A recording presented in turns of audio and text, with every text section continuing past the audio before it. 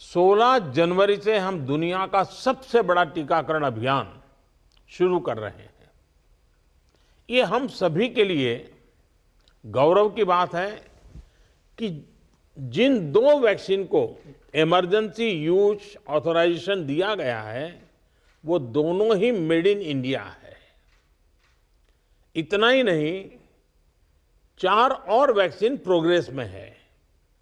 और ये जो मैं करीब 60-70% काम पहले राउंड का होने के बाद बैठने की चर्चा इसलिए करता हूं कि उसके बाद और वैक्सीन भी आ जाएगी, और जब और वैक्सीन आ जाएगी तो हमें फ्यूचर का प्लान करने में वो भी एक बहुत बड़ी सुविधा रहेगी।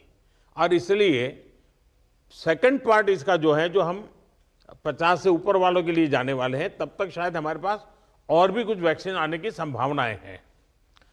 साथियों, देशवासियों को एक प्रभावी वैक्सीन देने के लिए हमारे एक्सपर्ट्स ने हर प्रकार की सावधानियां बरती हैं, और अभी साइंटिफिक कम्युनिटी की तरफ से विस्तार से हमें बताया भी गया है। और आपको मालूम होगा, मैं इस विषय में जब भी मुख्यमंत्रियों के साथ बात हुई, मैंने हमेशा एक ही जवाब दिया था कि इस विषय में हम जो भी निर्णय करना होगा वो साइंटिफिक कम्युनिटी जो कहेगी वो ही हम करेंगे। साइंटिफिक कम्युनिटी को ही हम फाइनल वर्ड मानेंगे, और हम उसी प्रकार चलते रहे हैं। कई लोग कहते थे, देखिए दुनिया में वैक्सीन आ गई, भारत क्या कर रहा है, भारत सो रहा है, इतने लाख हो गया, इतना हो गया, भारत कुछ, ऐसी भी चिल्लाहट हुई।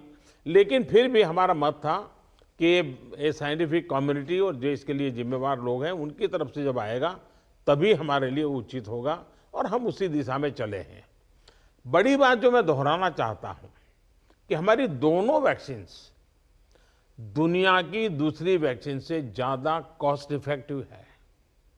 हम कल्पना कर सकते हैं, अगर भारत को कोरोना टीकाकरण के लिए विदेशी वैक्सीन पर पूरी तरह निर्भर रहना पड़ता तो हमारे क्या हालत होते, कितनी बड़ी मुश्किल होती, हम उसका अंदाज लगा सकते हैं।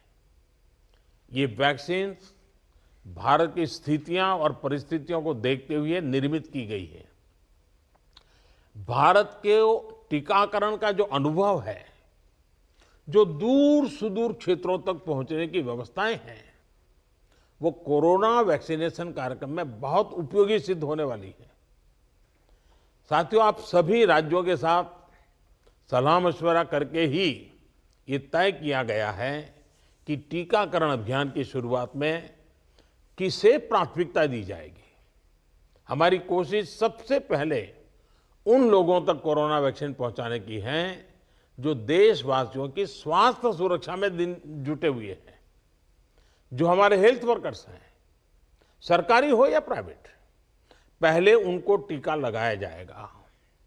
इसके साथ साथ हमारे जो सफाई कर्मचारी हैं, दूसरे फ्रंटलाइन वर्कर्स हैं, सैन्य बल है, पुलिस और केंद्रीय बल हैं, होमगार्ड है, डिजास्टर मैनेजमेंट वॉलेंटियर समेत तमाम सिविल डिफेंस के जवान हैं, कंटेनमेंट और सर्वेलेंस से जुड़े रेवेन्यू कर्मचारी हैं, ऐसे साथियों को भी पहले चरणों में टीका लगाया जा रहा है।